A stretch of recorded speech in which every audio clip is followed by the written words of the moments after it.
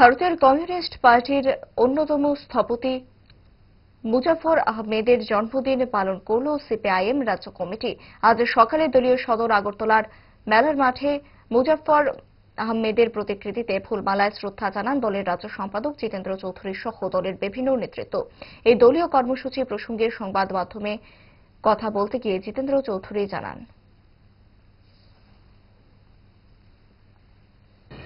তো আজকের এই দিনে যখন আমরা তাকে স্মরণ করছি, এটা শুধুমাত্র আনুষ্ঠানিকতা না। আজকে দেশের 144 কোটি মানুষ, সংখ্যাগরিষ্ঠ মানুষ, শ্রমজীবী মানুষ, শ্রমিক হন আর কৃষক হন,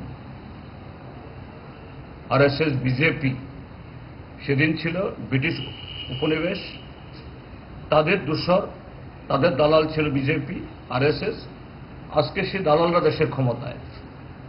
পুনরায় দেশ স্বাধীন হলেও দেশের মানুষের অর্থনৈতিক স্বাধীনতা প্রায় কেড়ে নিয়ে গেছে। আমরা আজকে তার এই 85তম জন্মদিবসে কমরেড মুজাফফর আহমেদকে স্মরণ করছি, যখন আর মাত্র 4 দিন বাদে আগামী 10 তারিখে সারা দেশব্যাপী জেল বড় আন্দোলনে একটা ঐতিহাসিক একটা আন্দোলনে অবতীর্ণ হতে যাচ্ছি, ঠিক সেই প্রাক্কালে।